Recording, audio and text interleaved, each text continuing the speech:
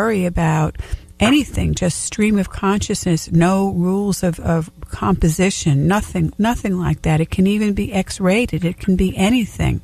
Yeah. And people are not used to writing. We're used to writing because the teacher told us to write something, and that would come back loaded with red marks. Red pencil marks. So, as you said before, the other, we're used to writing for the other. And when I introduce it to my students, and when I do the my seminars and retreats, and they're like, what? And then once they write something, they love it, and I time them, and I tell them I'm going to let you know when to stop. They don't want to stop, and then when I invite them to tear it up, because it could be something you wouldn't want your grandchildren to read someday, they'll, oh no, I want to keep it. This is so precious because I wrote it, and I feel creative for the first time since forever. So if you keep doing this, you just train your brain, right? And you develop new brain patterns, or you remember old brain patterns. Good. Right. Yeah, because so much of our brains are not being used at different times in our life, and for some people after high school or college, they quit and they get the job. And if the job isn't something that's innovative and creative and makes them learn and makes them have to keep moving their brain to think deeper and wider and bigger, then it's just a job. And so there's nothing moving that brain forward. Or even if they don't have hobbies or something that would say, I want to learn how to do this a little bit better or create something, so that now you're even kinesthetically getting your body involved with, whether it's pottery or bead making, or it doesn't matter, building kites, it doesn't matter, but you're doing something that is holistic and that your brain can expand around. And it's also that our brains have what are called telomeres, and because we're all looking at computer screens and TVs and cell phones and iPads and all this stuff so close to us, especially children, telomeres are in the brain. They're these little like rods, and when we don't look long, if we don't look like I live in Colorado, I live in Colorado Springs, and I look at the Rocky Mountains every day and Pikes Peak every day. It's only 4 miles away, and so I'm always looking out over and make myself do it too. I mean, it's right out the window, but I also can get to a balcony or go someplace and to really look forever out. A lot of people don't do that. They're in cubicles all day, in cars all day, so that their vision is just within a couple feet always, or just about 10 feet or 20 feet across the room. The telomeres get shorter, and what they found is when the shorter and shorter these get, the longer you have them short is sets you up for Alzheimer's is one of the problems. And so one of the best things we can do for ourselves is just get outside and every day and just for minutes just look as far as you can at something so that those telomeres pull again, they stretch and they get long again. And so what that has to do with what we're talking about with the one rabbit aspect is even looking at, what's this one thing I want to do?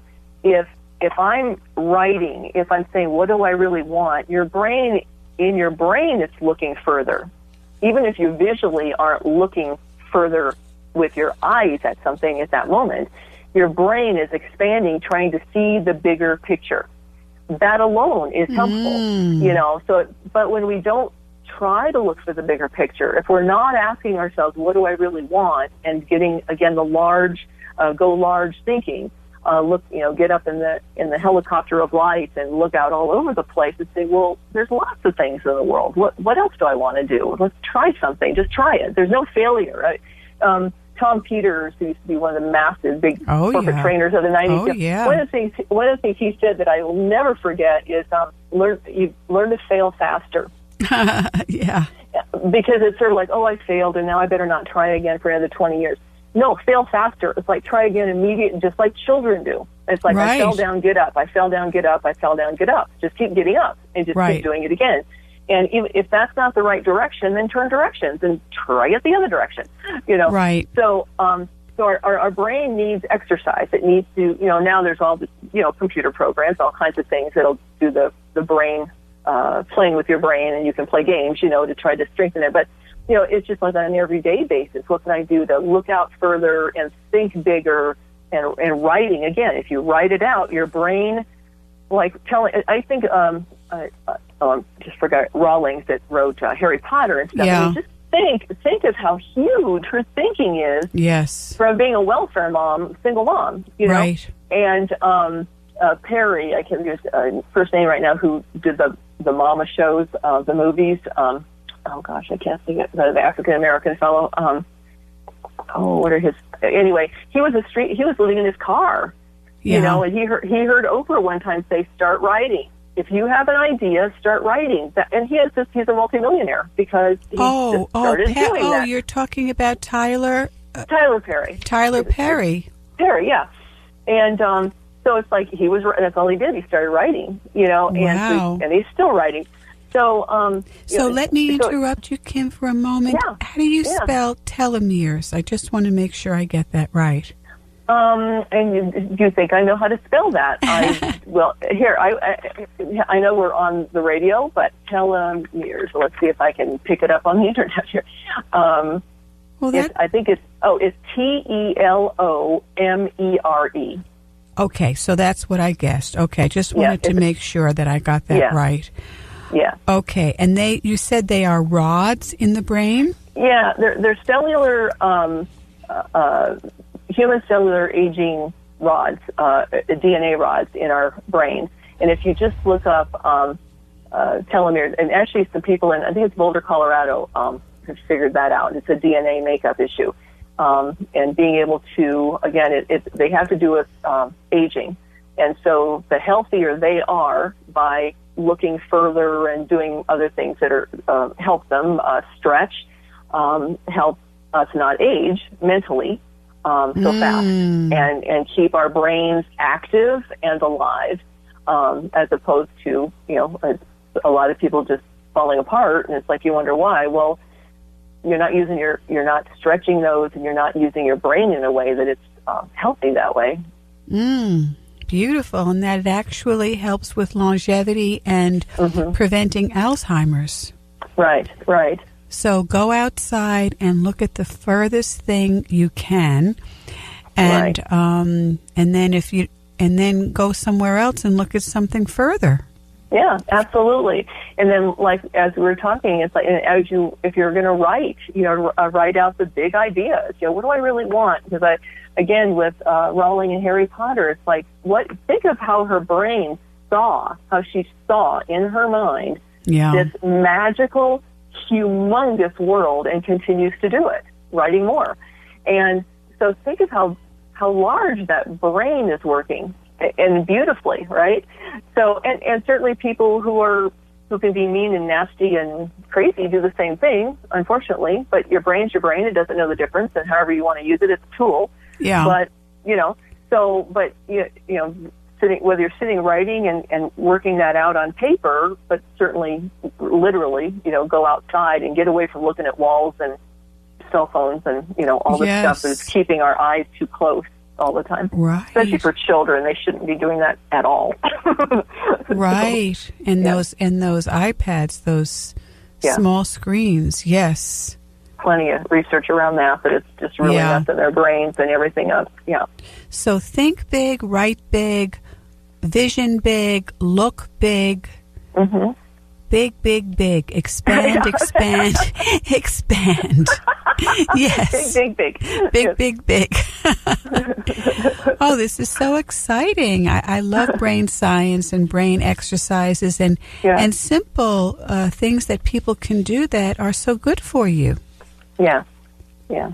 So what else about expanding our brains and getting rid of that inner clutter? Mm-hmm.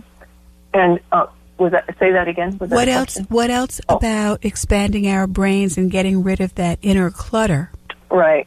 Well, going back to the one rabbit model is that the second thing to do to get unstuck and open up your life and get what you really want, the first one, as we were just talking about, is to to clear out the inner clutter.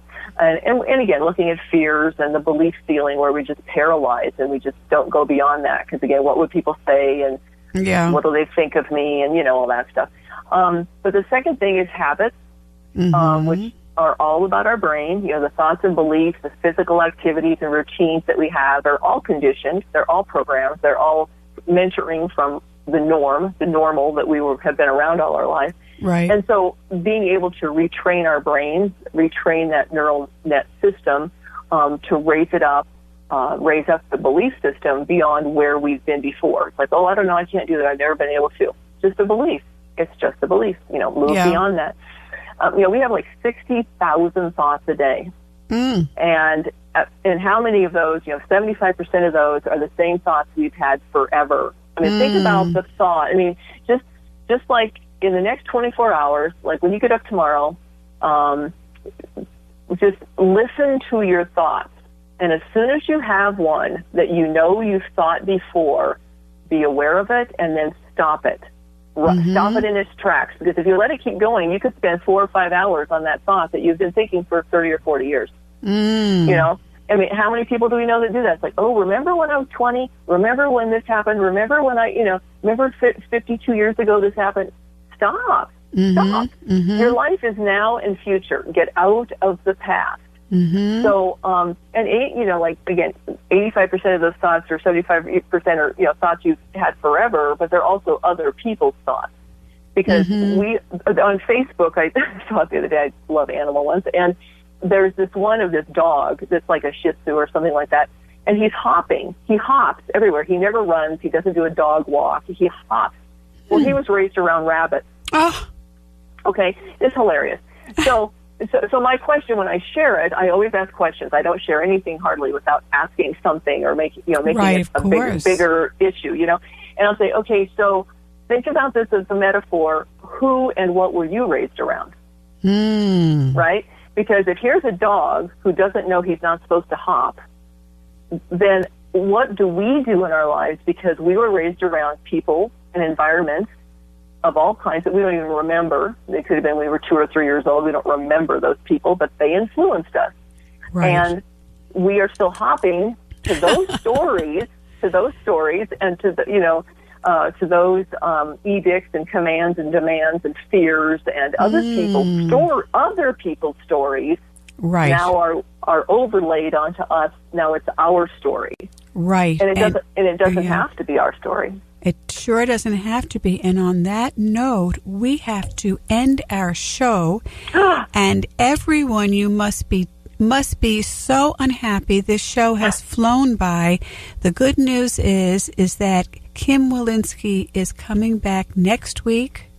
So this is a first in a 2-part series with Dr. Declutter, how to organize, declutter your life using the 1 rabbit method.